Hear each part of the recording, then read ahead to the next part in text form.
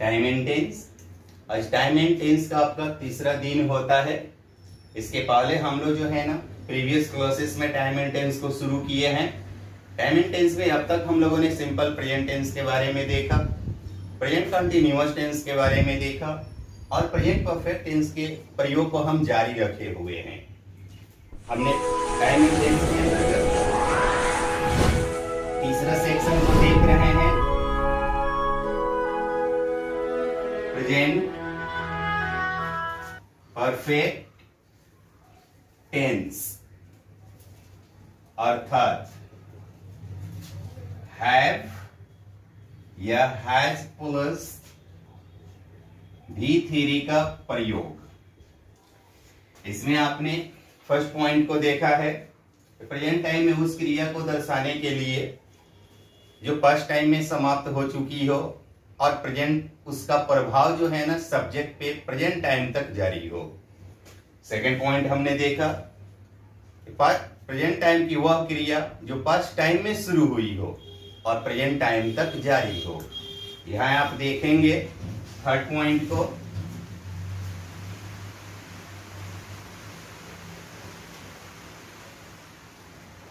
जब किसी सेंटेंस में दो क्लॉजेज हो तथा प्रथम clause it is plus ordinal number, मतलब first second third fourth fifth जो भी हो, और इसके बाद टाइम या चांस का प्रयोग हो तो इसके बाद वाले क्लॉज में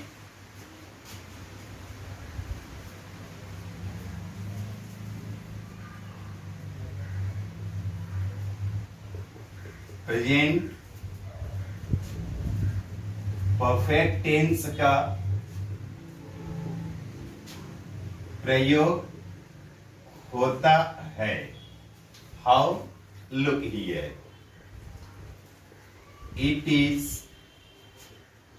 the first time I have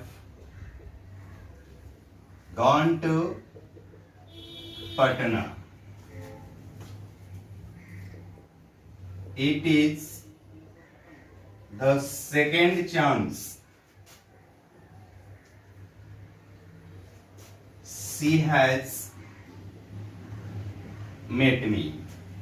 तो इसके बाद वाले जो टर्म होंगे आपके यह प्रेजेंट परफेक्ट टेंस में होते हैं।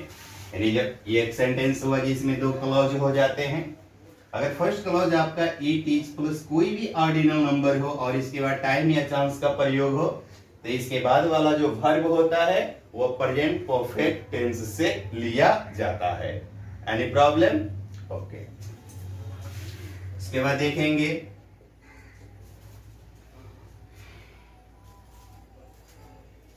जब दो क्लॉज को सिंस से जोड़ा जाए तो प्रथम क्लॉज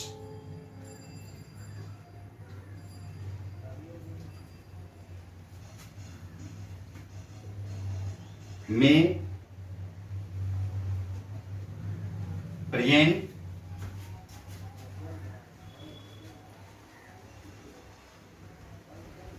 परफेक्ट टेंस का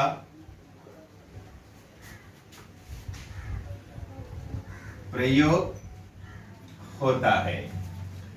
हालांकि जब हम क्लॉज पढ़ेंगे तो इन सभी पॉइंट को बड़े डिटेल्स से पढ़ेंगे। एडवर्ब क्लॉज ऑफ टाइम को इंडिकेट करने के लिए जब सिंस के प्रयोग किए जाते हैं और दोनों क्लॉज के जब ये बीच में आते हैं तो फर्स्ट क्लॉज का भाग जो होता है प्रेजेंट परफेक्ट टेंस से लिया जाता है। कैसे? Look here, 5 years have passed since you played there। जब से तुम वहां खेले हो 5 वर्ष बीत चुके हैं। यानी जैसे ही हम दो क्लॉज को सिंस से जोड़ेंगे, आपका फर्स्ट क्लॉज जो होता है प्रेजेंट परफेक्ट टेंस से लिया जाता है। Next, she has eaten nothing since I went out. जब से मैं बाहर गया हूं वह कुछ नहीं खाई है। यहां भी हम लोग दो क्लॉज को देख रहे हैं, हमने दोनों को सिंस से जोड़ा। फर्स्ट क्लॉज जो है आपके प्रेजेंट परफेक्ट टेंस से लिए जाते हैं। तो ये दो पॉइंट होते हैं आपके टाइम एंड टेंस के लिए। इससे जुड़ा हुआ जो क्वेश्चन होता है उस पर केयर करेंगे आप। It is the third time Ram मी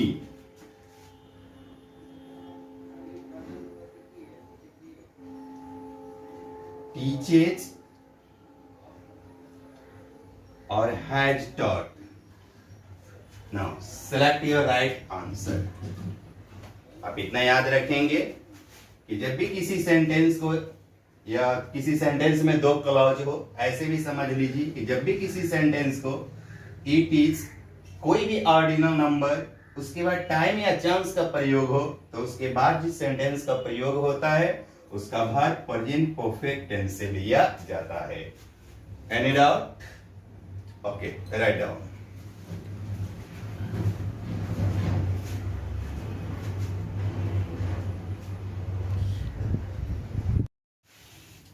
अब यहां देखिएगा आप,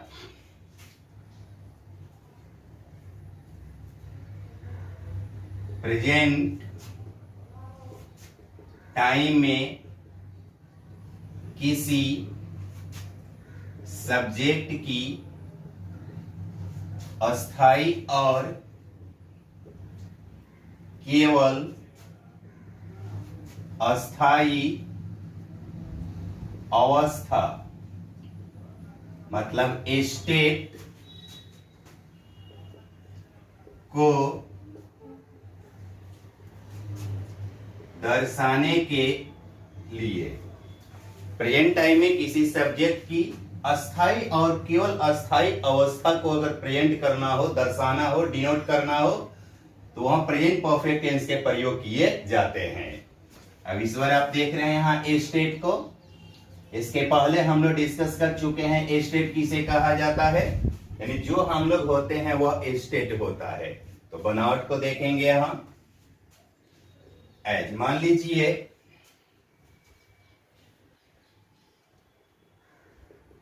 हम लोग 10 वर्षों से छात्र हैं। हम लोग छात्र हैं, स्टेट हो गया। कब से? 10 वर्षों से। यानी 10 वर्षों से हमारी यह अवस्था जो है ना लगातार एक फॉर्म में आ रही है, यानी यह स्टेटस अस्थाई और केवल अस्थाई हुआ। वह बचपन से ईमानदार है। अब ध्यान देंगे आप, यहां जो रूल होगा आप सब्जेक्ट का प्रयोग करेंगे, इसके बाद हैव या हैज रखेंगे और V3 के लिए बीन का प्रयोग करेंगे। वही तो यहां समझते हैं हम। स्टेट का मतलब होता है भार्ब टू बी का प्रयोग। कभी भी स्टेट को इंडिकेट करने के लिए हम भार्ब टू बी का प्रयोग करेंगे। जब इस बी का V3 बनाते हैं तो वह बीन होता है। बात फॉर्म में आपको बता दिया गया होगा। तो कभी भी स्टेट को अगर एक्सप्रेस करना हो तो यहाँ V3 के लिए हम बीन का प्रयोग करेंगे और इसके बाद स्टेट लिखेंगे। हालांकि सेंटेंस में टाइम का प्रयोग है तो फॉर या सिंस प्लस टाइम का प्रयोग यहां कर सकते हैं। तो आंसर होता है आपका, हम लोग 10 वर्षों से छात्र हैं। We have been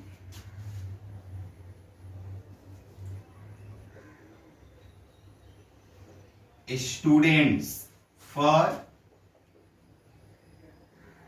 10 years। वह बचपन से ईमानदार है। He has been honest since childhood। अब यहां कुछ नोट पॉइंट के बारे में समझ लेंगे आप। यहां एक सेंटेंस है, वह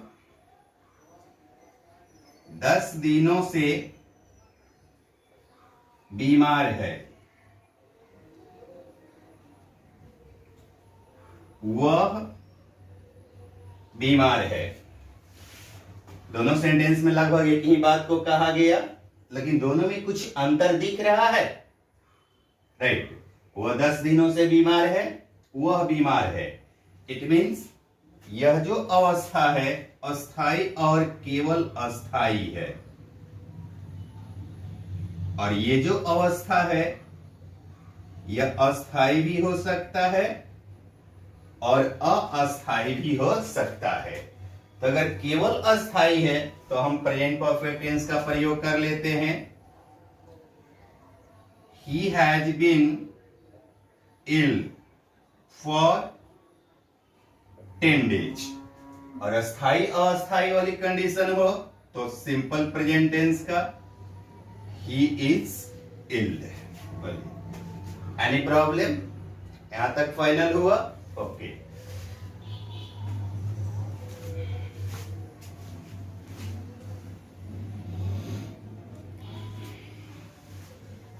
ठीक है, आप इसे लिखेंगे। इसके आगे अन्य भी सारे टर्म्स को हम लोग देख लेते हैं। Okay, write down.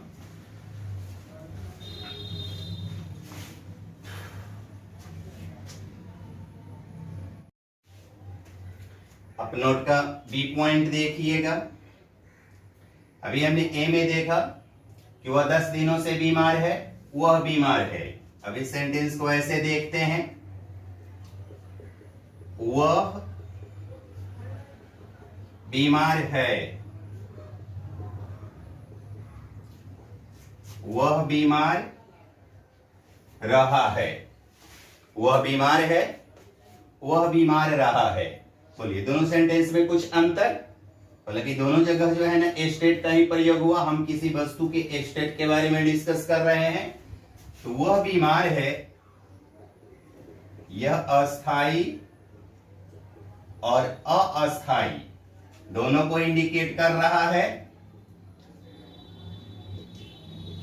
यह केवल अस्थाई है, वह बीमार रहा है मतलब कुछ दिनों से। हालांकि यहाँ पे समय का चर्चा नहीं है, लेकिन सेंटेंस का बनावट बता रहा है कि यह अवस्था उसकी कुछ दिन पहले से कंटिन्यू मोड में है, यानी लगातार जारी है। तो आपकी कोई भी अवस्था जो कुछ दिन पहले से अभी तक लगातार जारी है तो उसे हम अस्थाई और केवल अस्थाई बोलते हैं, और इसके लिए प्रेजेंट परफेक्ट टेंस का प्रयोग किया जाता है। तो आंसर देखेंगे यहां, वह बीमार है, ही इज इल, और वह बीमार रहा है, he has been ill। अब अन्य रिगार्डिंग रहा है रही है से डिफरेंस को देख लेंगे।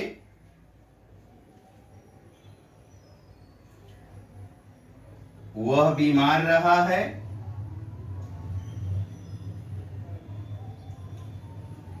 वह खा रहा है।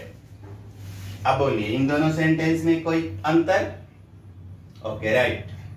वह बीमार रहा है, यहां से हम किसी सब्जेक्ट के स्टेट के बारे में चर्चा किए हैं, और वह खा रहा है एक्शन के बारे में चर्चा किए हैं। तो वह बीमार रहा है, यहां पे हैज बीन का प्रयोग करेंगे। ही हैज बीन इल, वह खा रहा है। He is eating. अगर एक्शन है तो इजरम प्लस V4 का प्रयोग करेंगे। अब यहां तक जो आपने सिस्टम को देखा, अब इससे रिलेटेड क्वेश्चन को यहां समझेंगे। आपके एग्जाम में क्वेश्चन होता है,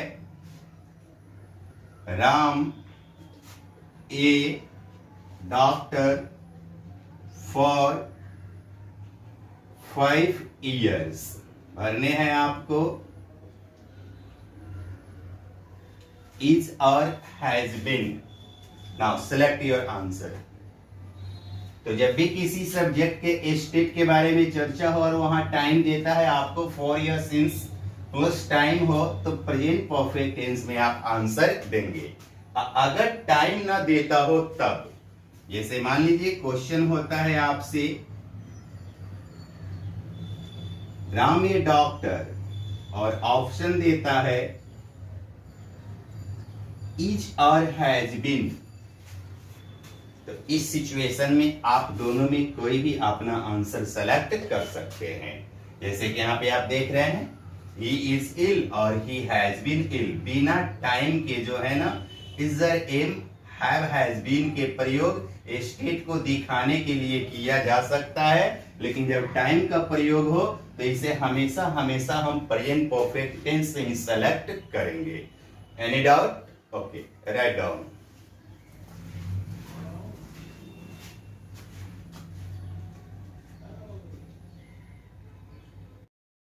तब तक आपने प्रेजेंट परफेक्ट टेंस को देख लिया। अब इसके आगे बढ़ते हुए हम लोग देखेंगे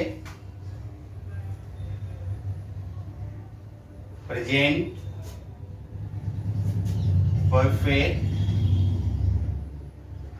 continuous tense. Present perfect continuous tense, यहाँ किसी विशेष पॉइंट के बारे में हमको अध्ययन नहीं करना होता है। यहाँ आप वर्ब के सिंगल फॉर्म के बारे में ही जान लेंगे, have has been plus V4। इनमें सभी क्रियाएं जो पास्ट टाइम में शुरू हुई हो और प्रेजेंट टाइम तक जारी हो, इसको दर्शाने के लिए प्रेजेंट परफेक्ट कंटीन्यूअस टेंस का प्रयोग करते हैं, जिसके लिए एक पॉइंट आपको पास्ट और प्रेजेंट परफेक्ट के सेकंड पॉइंट में हम लोग देख चुके हैं। यानी इसके लिए आप इतना नोट कर लें, सी प्रेजेंट परफेक्ट टेंस पॉइंट 2 एक यूज है जिसके बारे में हम लोग अध्ययन कर चुके हैं। इसके आगे देखेंगे आप सिंपल पास्ट टेंस V2 का प्रयोग। हम लोग सिंपल पास्ट टेंस के बारे में ट्रांसलेशन सेक्शन में पढ़ चुके हैं कि सिंपल पास्ट टेंस को पहचानते कैसे हैं और उसके स्ट्रक्चर क्या होते हैं। सिंपल पास्ट टेंस में मुख्य रूप से V2 का प्रयोग किया जाता है, और जब सेंटेंस नेगेटिव इंट्रोगेटिव हो तो did प्लस V1 के प्रयोग किए जाएंगे। तो यहां आप देखिएगा, सबसे पहला पास्ट टाइम में उस कार्य को दर्शाने के लिए, फर्स्ट टाइम में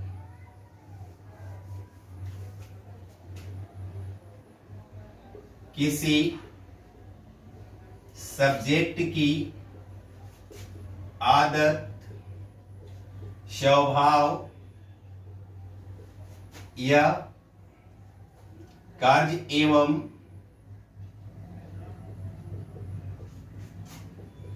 व्यापार को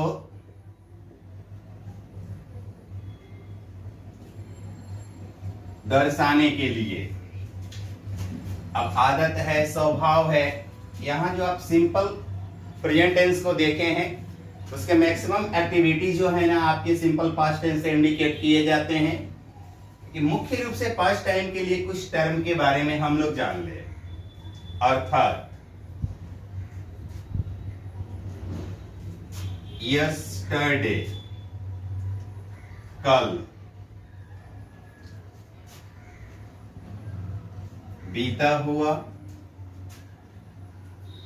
लास्ट, गत। ये लास्ट के साथ एक टर्म यूज होता है, last day, last night, last hour, last minute, last year, जो भी हो। और एक नेक्स्ट एगो, पहले। अगर आपके सेंटेंस में एक पॉइंट और नोट कर लीजिएगा, any mode of fix time in past. यह समय का कोई भी मोड हो, अगर बीते हुए समय को इंडिकेट कर रहा हो तो वहां पे हम लोग सिंपल पास्ट टेंस यानी V2 का प्रयोग करेंगे। इस टेंस में मुख्य रूप से हम उसी क्रिया के बारे में अध्ययन करते हैं जो पास्ट टाइम में समाप्त हो चुकी हो, यानी पास्ट टाइम में किसी सब्जेक्ट की आदत, स्वभाव, कार्य, व्यापार को दर्शाने के लिए या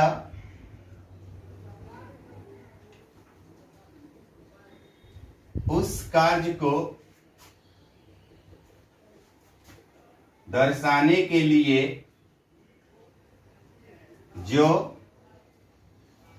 क्षमा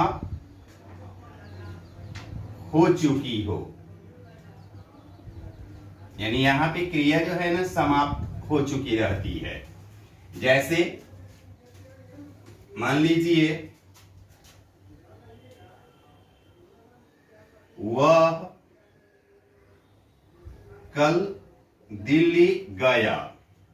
वह दिल्ली गया, कब गया? कल। फिक्स टाइम, ये कौन सा कल है? बीता हुआ, तो पास्ट। आपका आंसर होता है he went to Delhi yesterday।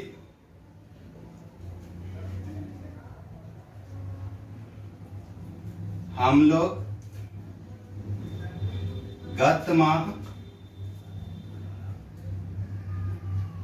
Match खेले। हम लोग मैच खेले। We played the match कब? गत माह, लास्ट मंथ। सीता 2 घंटा पहले यहां आई। सीता यहां आई।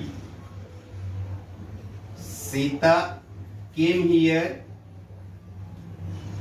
2 hours ago। तो आपने तो यहाँ पे सेंटेंस को ट्रांसलेट करके देख लिया, जो हम लोग सिंपल पास्ट टेंस में कई प्रकार से इसको ट्रांसलेट कर चुके हैं। यहां आप विशेष पॉइंट पर ध्यान देंगे कि जब सेंटेंस में यस्टरडे का प्रयोग हो, लास्ट का प्रयोग हो और एगो का प्रयोग हो, तो ऑप्शन आपका V2 होता है। तो ऑप्शन आपका V2 होता है। उतना डिटेल आदर्श, स्वभाव, कार्य, व्यापार, इन सभी चीजों को सोचने से पहले बेहतर हो आप देखेंगे कि सेंटेंस में किसी पास्ट टाइम का प्रयोग हुआ है या नहीं हुआ है। अब इस पॉइंट पे एक बार डिस्कस कर लेते हैं।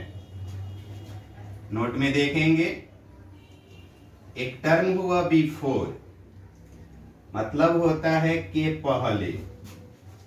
यूज जो होता है ना, पॉइंट इन टाइम के पहले होता है। In any tense. नेक्स्ट हुआ एगो, मतलब होता है पहले। प्रयोग जो है ना, पीरियड ऑफ टाइम के बाद होता है। इन सिंपल पास्ट ओनली, लेकिन इनके प्रयोग हम केवल सिंपल पास्ट टेंस में करेंगे। हाउ? तो यहां देखिएगा, वह 2 बजे के पहले आया।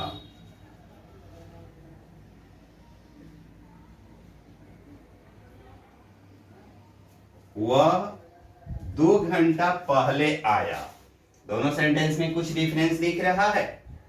वह 2 बजे के पहले आया।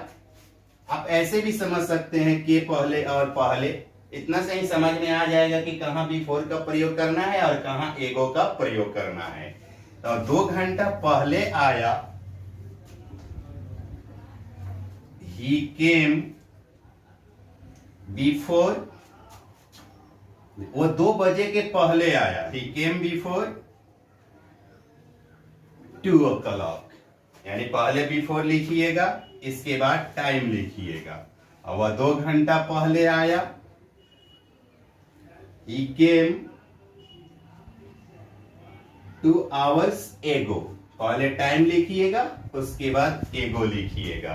बस इतना ही डिफरेंस होते हैं बिफोर और एगो के यूज में, कि बिफोर का प्रयोग पहले करते हैं पॉइंट इन टाइम के साथ, और एगो का प्रयोग जो है ना टाइम के बाद में करते हैं पीरियड ऑफ टाइम के साथ। बोलिए कोई दिक्कत? इसे नोट कर लीजिए, तो इससे रिलेटेड क्वेश्चन के पैटर्न को समझ लिया जाए।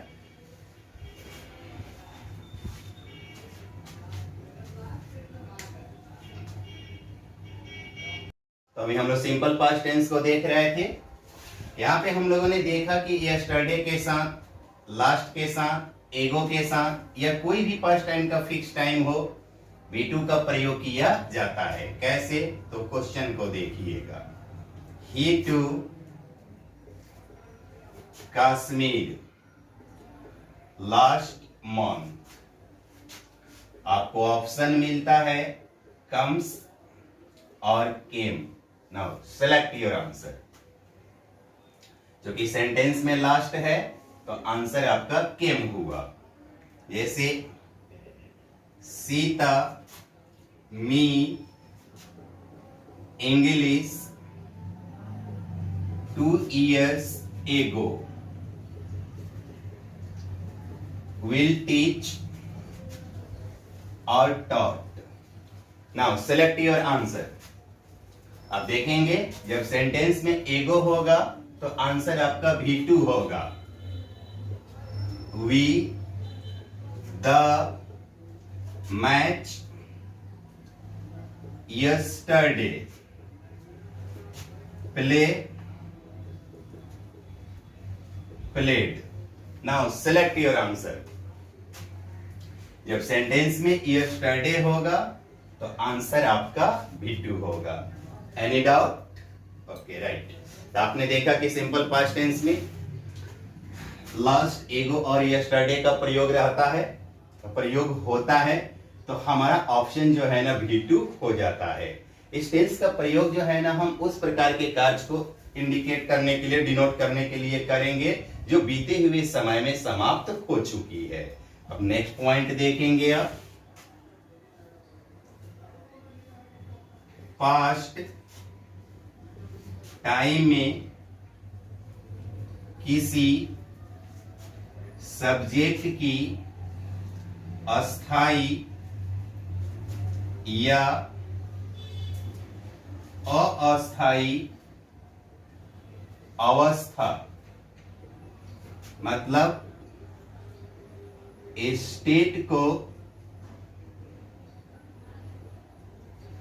दर्शाने के लिए बीते हुए समय में आप अस्थायी या अस्थायी तौर पर क्या थे, अगर उसे डिनोट करना हो तो वहां सिंपल पास्ट टेंस के प्रयोग किए जाते हैं। हाउ? Look here. वह एक राजा था। हम लोग महान थे। यहां सेंटेंस में कुछ होने का बोध हो रहा है। अब यहां केयर कीजिएगा। कुछ होने का मतलब हुआ कि यह मेरा ये स्टेट हुआ। इसके लिए हम भाग टू बी का प्रयोग करते हैं, और जब बी का V2 फॉर्म यूज करते हैं तो वहां वाज या वेयर का प्रयोग करते हैं। यानी कि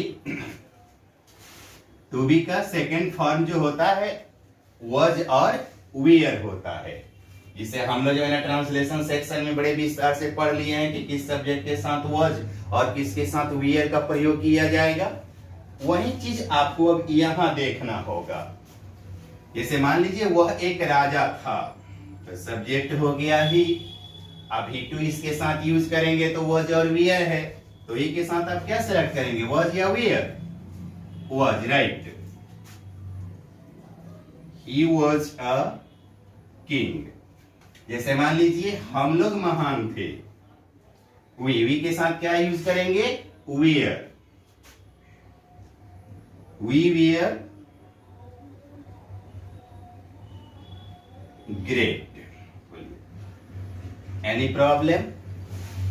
ओके, तो यहां तक हमने देखा कि पास्ट टाइम में किसी सब्जेक्ट का स्थायी और अस्थायी अवस्था के बारे में डिस्कस करना हो, डिनोट करना हो, तो वहां पे हम वॉज वियर का प्रयोग करते हैं।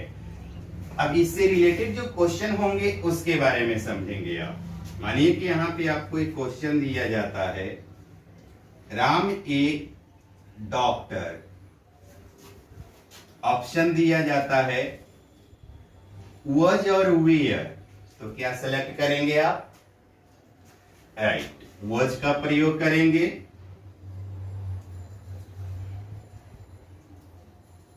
दे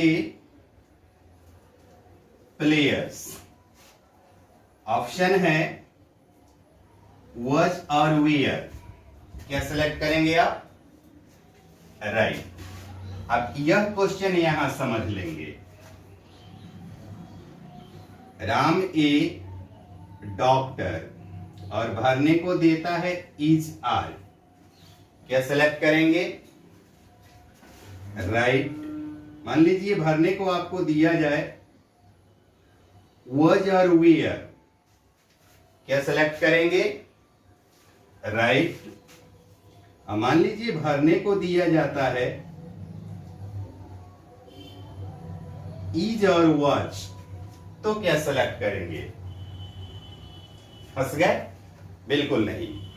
हम इज से भी आंसर ले सकते हैं, वॉज से भी आंसर ले सकते हैं, परंतु जब सेंटेंस में टाइम का प्रयोग हो तो वहां पे हमें सावधानी पूर्वक आंसर को सेलेक्ट करना पड़ता है। कैसे? तो सेम क्वेश्चन को अब ऐसे समझ लीजिए, Ram a doctor even today. इस टाइप से आपको क्वेश्चन दिया जाता है और सेम ऑप्शन दे दिया गया इज और वॉज, क्या सेलेक्ट करेंगे आप? तो सेंटेंस में हम देख रहे हैं कि टाइम के लिए टुडे का प्रयोग हुआ है, अतः हम प्रेजेंट टाइम में हैं, आंसर हमारा इज होता है। और यही क्वेश्चन अगर ऐसा हो, Ram a doctor till yesterday, is और वॉच, क्या सेलेक्ट करेंगे? और टाइमिंग के लिए देख लीजिए, यस्टरडे का प्रयोग है तो वॉच सेलेक्ट करेंगे। बोलिए कोई दिक्कत? Okay, write down.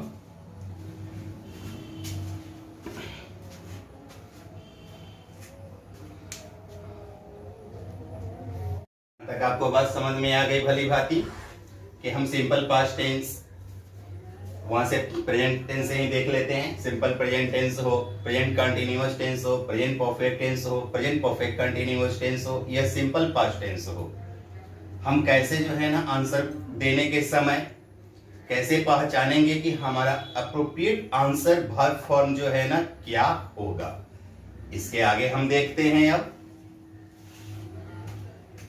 नेक्स्ट होता है आपका पास्ट कंटिन्यूअस टेंस, मतलब वॉज या वेयर प्लस V4 का प्रयोग। यानी अब आपको देखना होगा कि किस किस परिस्थिति में आपका आंसर जो है ना वॉज वेयर प्लस V4 होता है, या पास्ट कंटिन्यूअस टेंस का प्रयोग हमारे डेली लाइफ में रिटन और स्पोकन इंग्लिश के लिए क्या होता है। पहला पॉइंट को देखते हैं।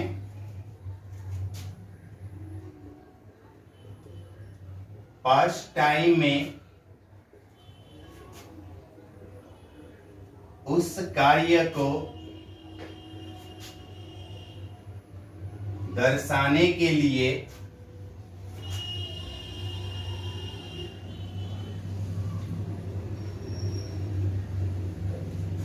जो देखने के समय जारी हो। इसके पहले आप लोग प्रेजेंट कंटिन्यूअस टेंस को देख रहे थे। प्रेजेंट टाइम में उस कार्य को दर्शाने के लिए जो बोलने के समय जारी है, और यहां तक कि फर्स्ट टाइम में उस कार्य को दर्शाने के लिए जो देखने के समय जारी था। जैसे आपने किसी से मिला, किसी को देखा, और ठीक उस समय पर वह कुछ कर रहा था। उस टाइप के एक्शन को जब डिनोट करना होता है लिखने और बोलने के समय, तो हम वॉज वीयर प्लस V4 का प्रयोग करते हैं। और लुक हियर, अर्थात अब इस टर्म को ऐसे समझ लीजिए, देन तब या तभी, एट दैट टाइम उस समय, एट दैट मोमेंट उस क्षण, इत्यादि। अगर आपके सेंटेंस में इसमें से किसी टाइम का प्रयोग होता है तो ऑप्शन आपका वॉज वीयर प्लस V4 होता है। कैसे? जैसे यहां देखिएगा, वह उस समय पत्र लिख रहा था। वह पत्र लिख रहा था। He was writing a letter. कब? उस समय, मतलब देखने का समय, at that time। जैसे सीता तब गाना गा रही थी। सीता गाना गा रही थी। Sita was singing a song। कब? तब, मतलब देखने के समय। तो जब आपके सेंटेंस में एट दैट टाइम का प्रयोग हो, देन का प्रयोग हो, तो ऑप्शन आपका वॉज वीयर प्लस V4 हो सकता है। एक अन्य पॉइंट को देखिएगा, दोज डेज मतलब होता है आजकल।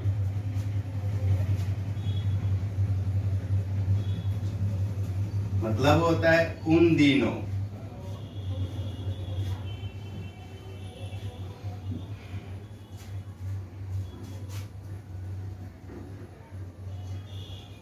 अगर आपके सेंटेंस में दोज डेज का प्रयोग हो तो भी आपका ऑप्शन जो है ना वॉज वीयर प्लस V4 होता है। जैसे राम उन दिनों बाहर जा रहा था। यह हालांकि आपने राम को देखा है या नहीं इससे मतलब नहीं है, आप देखें या ना देखें, लेकिन उन दिनों राम जो है ना इस काम को जारी रखा था। आपके आंसर होता है Ram was going out those days. यानी जब आपके सेंटेंस में दोज डेज का प्रयोग हो तो वॉज वीयर प्लस V4 आपके ऑप्शन हो सकते हैं। और लुक हियर, अब आपसे एक क्वेश्चन होता है, Sita me at that moment.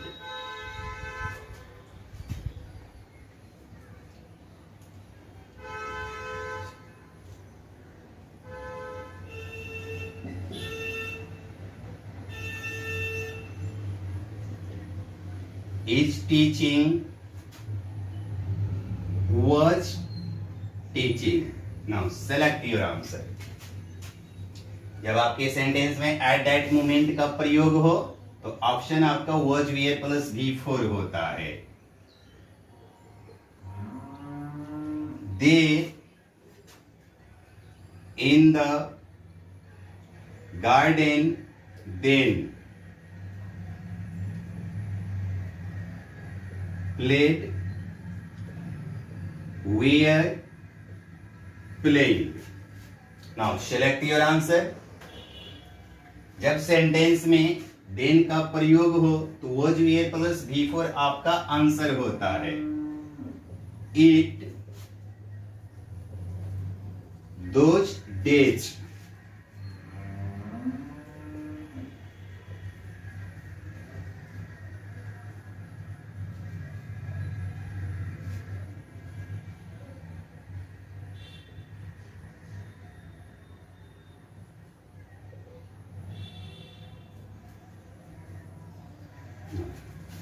Select your answer.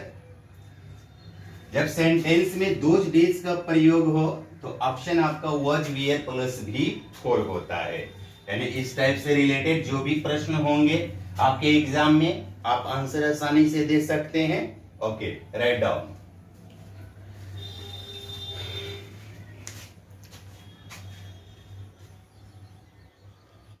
तो यहां हम लोग देख रहे हैं पास्ट कंटिन्यूअस टेंस को. आइए इस पॉइंट को समझेंगे आप.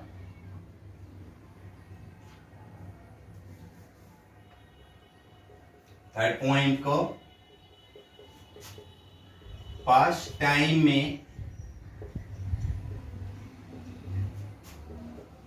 उस कार्य को दर्शाने के लिए जो किसी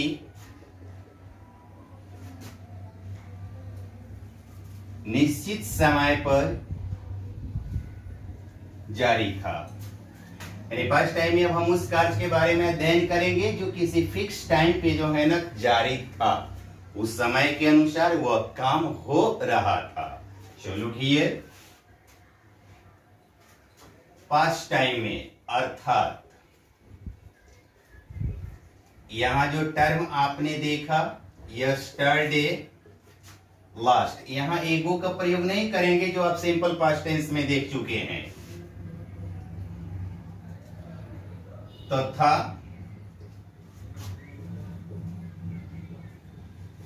any mode of fix time in past. अगर आपके सेंटेंस में यस्टरडे लास्ट का प्रयोग है या अन्य कोई फिक्स टाइम हो तो वहां भी आपका option was were plus V4 होता है. How, look here. जैसे मान लीजिए वह कल दिल्ली जा रहा था. वह दिल्ली जा रहा था कब? कल. टाइम फिक्स हुआ, फर्स्ट टाइम की घटना हुई. He was going to Delhi yesterday. हम लोग गत माह मैच खेल रहे थे. हम लोग मैच खेल रहे थे कब? We were playing the match गत माह, लास्ट मंथ इत्यादि. अब क्लियर करेंगे. जब आपके सेंटेंस में यस्टरडे और लास्ट का प्रयोग हो तो ऑप्शन आपका was were प्लस V4 होता है. अब इस पॉइंट को एक बार यहां नोट में देखिएगा. इसके पहले हम लोग सिंपल पास्ट टेंस में यस्टरडे और लास्ट का प्रयोग किए हैं किसी भी फिक्स टाइम के साथ. जैसे मान लीजिए आपका सेंटेंस हो वह कल दिल्ली गया, तो आंसर होता है आपका he went to Delhi yesterday. जैसे हम लोग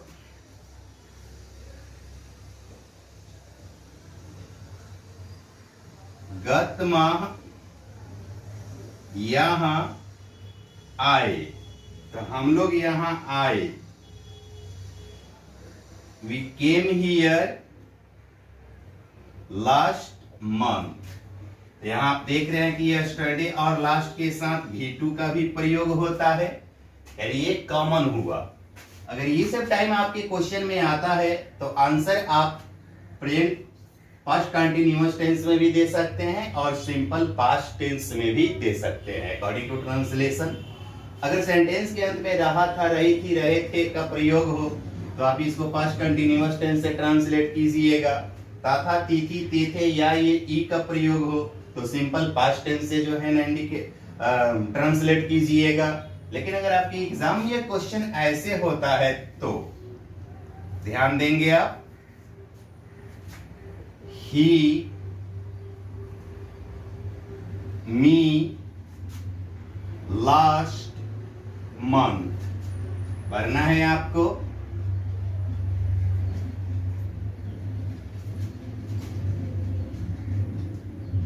टीचेस और टॉट क्या भरेंगे?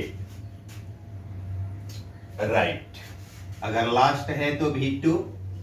मान लीजिए भरने के लिए मिलता है आपको इज टीचिंग और वॉज टीचिंग, तो क्या भरेंगे? लास्ट है, राइट। वॉज टीचिंग आपका आंसर हो जाएगा। अब मान लीजिए भरने के लिए देता है टॉट और वॉज टीचिंग, तब क्या आंसर लेंगे आप? जब सेंटेंस में लास्ट होगा, यस्टरडे होगा या कोई भी फिक्स टाइम होगा पास्ट के, तो आपके दोनों पॉइंट राइट हो सकते हैं।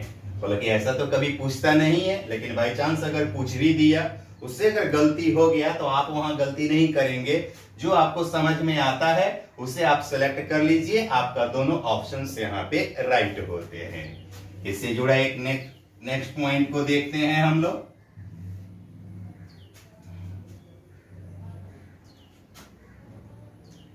जब पास्ट टाइम में किसी कार्य के जारी रहते हुए कोई दूसरा कार्य संपन्न होता हो तो जारी कार्य को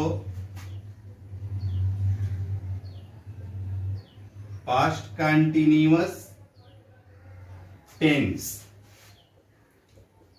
तथा संपन्न कार्य को सिंपल पास्ट टेंस से दर्शाया जाता है। अब यहां समझेंगे, कभी कभी ऐसे भी घटना घट जाती है बीते हुए समय में कि आप कोई काम कर रहे होते हैं, बीच में कोई दूसरा काम हो जाता है, तो उस तरह के एक्शन को जब आप लिखते हैं या बोलते हैं तो जो काम आप जारी रखे थे, पहले से जारी था, उसके लिए वॉज वीयर प्लस V4 का प्रयोग करेंगे। और जो बीच में घटित हुआ उसके लिए जो है ना आप सिंपल पास्ट टेंस यानी V2 का प्रयोग करेंगे। कैसे? Look here, when he came I was reading, जब वह आया मैं पढ़ रहा था। पढ़ने वाली क्रिया पहले से जारी थी, वह आया। जो काम आज संपन्न हुआ इससे हम लोग सिंपल पास्ट यानी V2 से इंडिकेट करेंगे, और जो पहले से जारी था उसे हम लोग प्रेजेंट पास्ट कंटिन्यूअस टेंस से इंडिकेट करेंगे। जैसे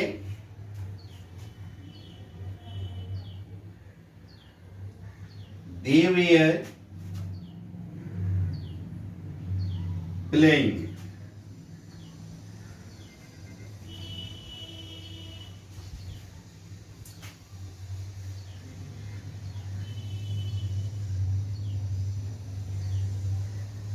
they were playing when it rained. वे लोग खेल रहे थे जब वर्षा हुई। यानी खेलने वाली क्रिया पहले से जारी थी, बीच में बारिश भी हो गई, तो जो पहले से जारी था उसको पास्ट कंटिन्यूअस टेंस से, और जो बाद में संपन्न हुआ उसको सिंपल पास्ट टेंस से दर्शाया जाता है। तो यहां तक हम लोगों ने थर्ड क्लास डे 3 को जो है ना पोस्टपोन्ड करते हैं, समाप्त करते हैं। हालांकि आपका टाइम एंड टेंस अभी समाप्त नहीं हुआ है।